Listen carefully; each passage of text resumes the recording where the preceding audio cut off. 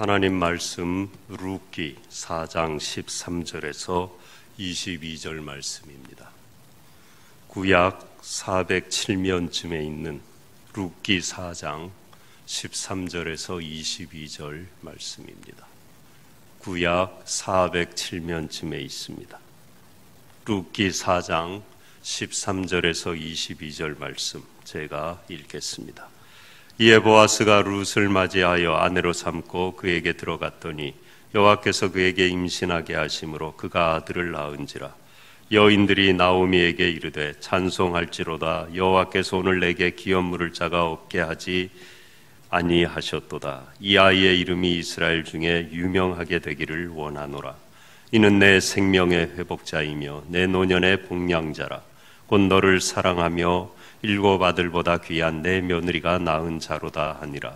나오미가 아기를 받아 품에 품고 그의 양육자가 되니 그의 이웃 여인들이 그에게 이름을 지어주되 나오미에게 아들이 태어났다 하여 그의 이름을 오벳이라 하였는데 그는 다윗의 아버지인 이새의 아버지였더라.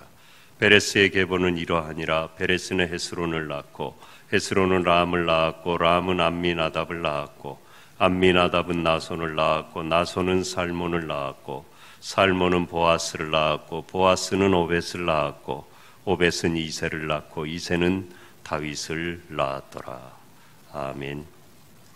이 특별 새벽 기도회 기간에 이 자리에 나오신 또 가정에서 하나님 앞에 서 있는 여러분, 크신 은총과 하나님의 축복과 응답이 함께 하시기를 소원합니다.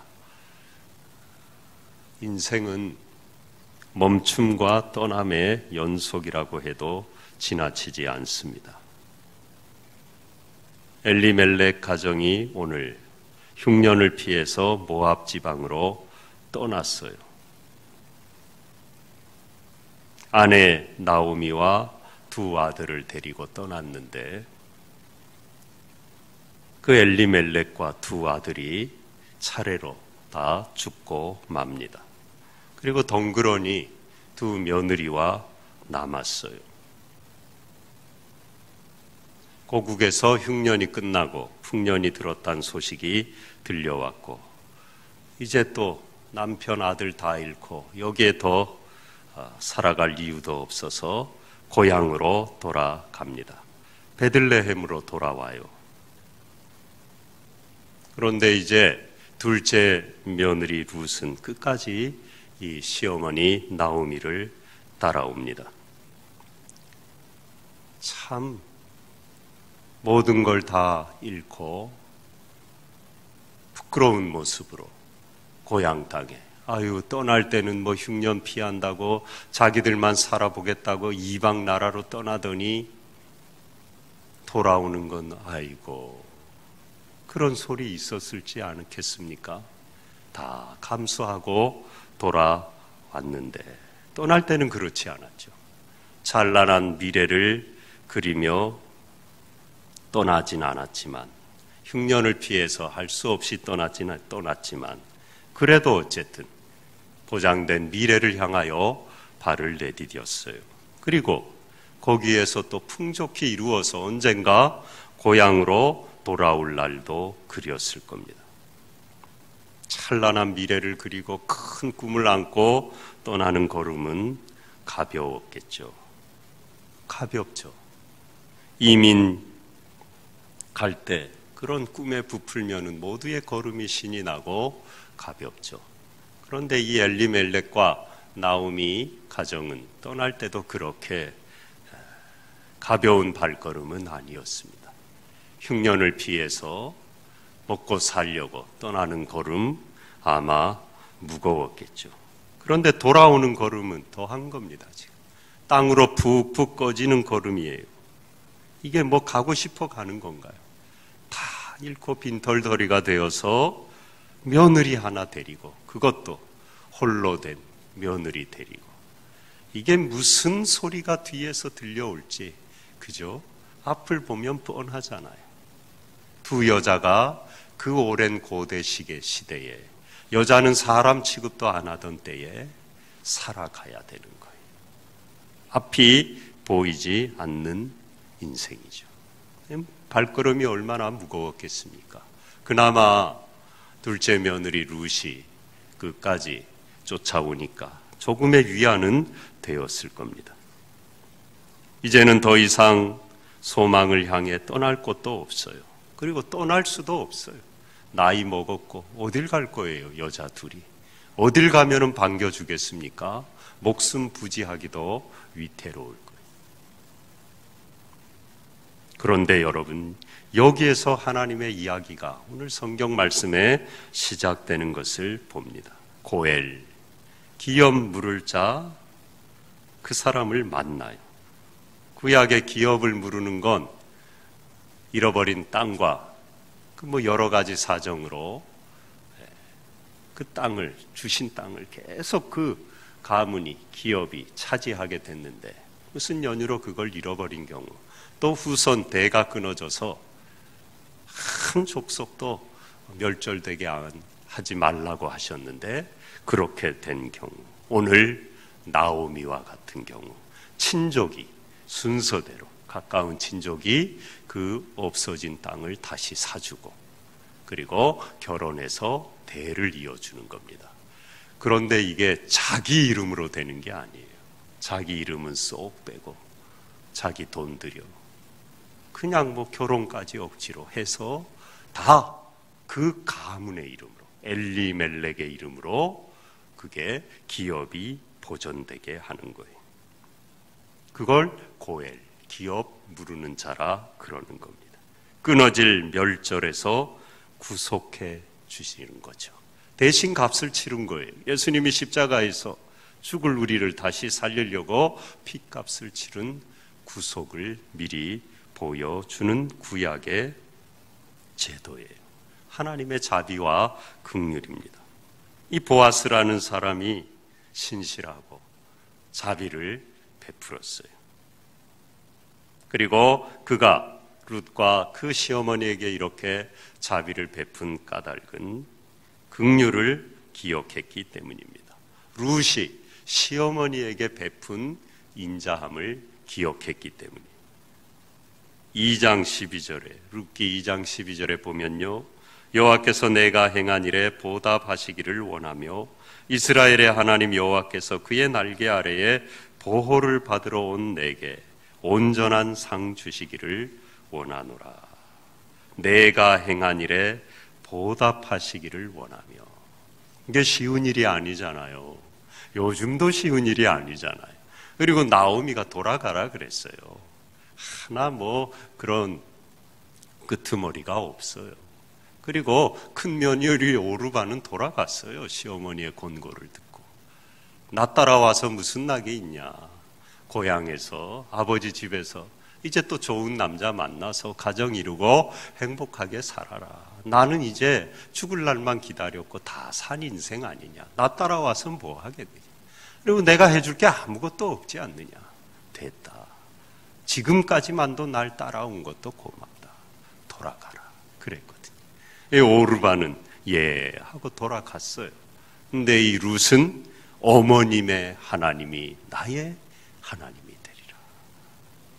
그리고 끝까지 쫓아온 것, 그 당시에 어려운 일입니다. 생명이 보장되지 않는 그의 미래를 송두리째 보장되지 않는 그런 떠남이죠. 고향을 그렇게 떠난 거예요. 보아스가 보니까 이 너무 귀한 겁니다. 어디 이런 여자가 다 있느냐. 돌아가라 그랬는데도 자기 인생을 송두리째 다 담보 잡고 시어머니, 그 홀로 된 불쌍한 노인, 그 여인을 섬기려고 자비와 긍휼의 마음으로 그렇게 한 거거든요. 그래서 그걸 내가 보았노라. 보답하기를 원하노라. 이 보아스도 아주 남을 불쌍히 여기고 자비가 많은 사람이. 그랬나 보다 하지 그건 누가 안중에나 있어요. 자기 잘 먹고 잘 살면 되지. 자기 살기 바쁜데. 근데 그거를 눈여겨보는 겁니다. 참 귀한 여인이구나. 자비를 베풀어야 되겠구나. 그 마음을 갖는 거예요. 그래서 더 가까운 친족이 있었는데 그 사람은 조금 계산적이었어요. 자기 돈 들여 아내도 많았을 거예요. 또 이방 여자 또 아내로 맞을 필요 귀찮고, 자기 이름으로 물러지는 것도 아니고 남의 가정으로 다 갖다 바쳐야 되는데 나 안 할란다. 보아스가 자기 순서가 되니까 내가 하겠습니다. 그렇게 해서 룻을 아내로 맡고 그 기업을, 땅을 다시 다 사서 엘리멜렉 가문의 이름으로 이어줍니다. 그리고 아들을 낳아요. 오늘 본문 17절에 그 이름이 오벳이, 그의 이름을 오벳이라 하였는데, 오바댜, 똑같은 말입니다. 오바댜 선지자도 있죠. 오벳, 공급자, 보호자라는 뜻이. 오늘 본문에 나오는 것처럼 내 생명의 회복자이며 내 노년의 복량자라. 이 복량자란 뜻입니다. 도와주고 보호해주고 복량하는 사람이라는 뜻이에요. 그런데 이 이름요, 누가 지어줬어요? 오늘 본문의 17절에 보면 이웃 여인들이 그에게 이름을 주어주되, 어디 장명조 가서 돈도 안 주고요, 공짜로. 되는 사람은 이런 겁니다. 이름도 남이 지어줘요. 예?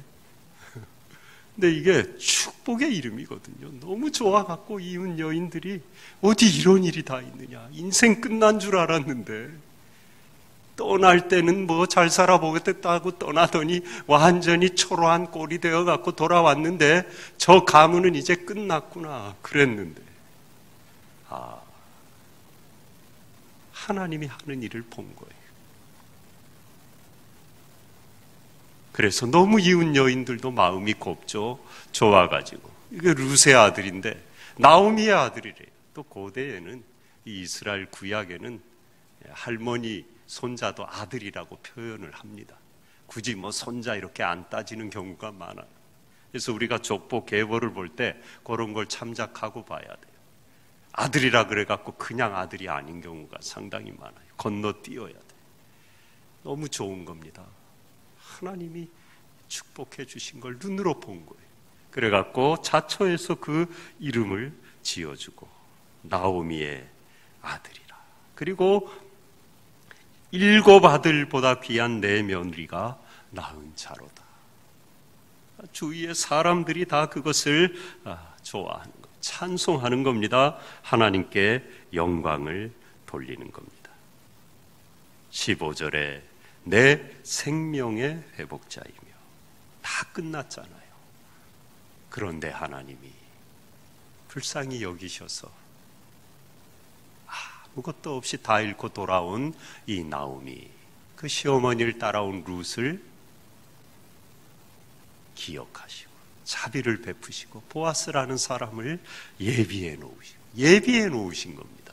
그리고 만나게 하시고 결혼하고 자녀를 낳는 생명의 회복자. 여러분의 삶에도 올 한 해 이 생명의 회복자가, 열매가 맺혀지시기를 바랍니다. 거기서 끝난 게 아니에요. 또 보면은요, 하나님이 하시는 일은 놀라워요. 17절에 그의 이름을 오벳이라 했는데요, 이 오벳이란 사람이 어떤 사람이냐? 다윗의 아버지인 이새의 아버지, 할아버지예요. 다윗의 할아버지. 다윗이 어떤 사람이에요? 메시아 예수 그리스도의 표상입니다. 이스라엘 역사상 가장 위대한 왕, 그리고 사무엘 하에 나오는 것처럼 그에게 축복하신 하나님이 그 후손 가운데 영원한 왕이가 떠나지 않는 견고한 그 왕권을 그 후손 가운데 주시리라. 메시아 예수 그리스도의 그 다윗의 할아버지란 말이에요. 하나님이 하신 거예요. 엘레멜렉이란 사람을 주목하시고 정처 없이 떠나서 아무것도 없이 다시 돌아온 그 시어머니와 며느리를 통해서 보아스라는 사람을 예비하셔서 그 가운데 오벳이 나게 하시고 그 후손 가운데 다윗이 나게 하시고 다윗의 후손 가운데 메시아가 나게 하신 거예요. 하나님이 일하고 계신 겁니다. 우리는 정처 없이 떠나고 갈 곳 없어 헤매고 누구 시선 때문에 부끄럽고 그래요. 우리는 연약하니까. 그러나 걱정할 필요가 없는 거. 물론 우리가 연약하니까 걱정이 되죠. 왜 안 되겠습니까? 염려되고 하나님 앞에 기도해야죠. 그러나 그 와중에도 하나님을 붙들고 소망을 붙들 수 있는 까닭은 하나님이 일하고 계시기 때문이에요. 영원한 왕의 계보를 이 참담한 인생 가운데 이젠 더 이상 떠날 곳도 없는 가운데 허락하신 하나님이 나의 하나님이기 때문인 것입니다. 어머니의 하나님이 나의 하나님이 되리라. 하나님만 붙들면 되는 겁니다. 하나님만 바라보면 되는 것입니다. 이 모든 이야기의 핵심은 자비예요. 그렇잖아요. 시어머니도 며느리를 불쌍히 여기고 며느리 시어머니 불쌍히 여기고 보아스는 이 두 여인을 특별히 룻을 불쌍히 여기고 자비와 긍휼한 마음을 가진 거예요. 그 마음이 그 곤고한 지경, 이익이 없는 상황에서 기업을 무르는 그런 행위로 이어진 겁니다. 우리도 보아스처럼 룻처럼 미래가 보장되지 않는 곤고한 지경과 아무 이익도 없는 상황에서 이 어려운 때에 긍휼의 마음을 가져야 돼요. 나도 힘들지만 나오미도 그렇고 룻도 그렇고 얼마나 힘듭니까? 자기 몸 하나, 자기 인생 하나 추스르기도 벅찬데 서로 챙기잖아요. 서로 위하잖아요. 서로 기도하잖아요. 쫓아가잖아요. 아버지 하나님의 마음, 예수 그리스도의 심장인 거예요. 자비와 긍휼. 하나님이 우리를 멈추게 하셨습니다. 지금 이 지구의 시계가 멈추게 하셨어요. 머물게 하셨는데 우리가 하나님 앞에 머물러 깨달아야 될 것, 회복해야 될 것, 긍휼의 마음이에요. 세상은 점점 서로 정죄하고 비난하고 전부 잘해보겠다는 건데 그래요. 다 잘하겠다 그래요. 잘못하겠다 그런 사람 하나도 없어요. 그런데 잘 되는 게 없어요. 왜? 너무 서로 잘하겠다고 상대를 깎아내리고 내가 옳다고 이래야 잘 된다고 더 안 되는 거예요. 잘 되는 길은 서로 불쌍히 여기는 겁니다. 양보하는 겁니다. 서로 위해서 기도하는 겁니다. 그 불쌍히 여기는 마음을 회복해야 돼요. 그게 하나님 앞에 우리가 머물게 하신 까닭이에요. 남이야 어찌든지 여러분, 우리라도 오늘 이 새벽에 이 말씀을 통하여 이 음성을 듣는 우리라도 내려놔야 됩니다. 상대를 품고 서로 불쌍히 여기는 아버지 하나님의 마음을 주시옵소서. 날씨는 점점 차가워져 가지만 코로나 때문에 인심은 점점 차가워져 가지만 우리의 영혼은 하나님의 사랑으로 가득 채워져야 되는 거예요. 그게 우리가 잘 되는 단 하나의 길인 것입니다. 여러분 하나님 앞에 충분히 머무시고 그 마음을 달라고 기도하고 가정마다 우리 교회에 심령마다 하나님의 이 긍휼의 마음이 가득해서 이 모든 차가운 것들을 녹이고 따뜻하게 하는 그런 삶이 되시기를 축복합니다.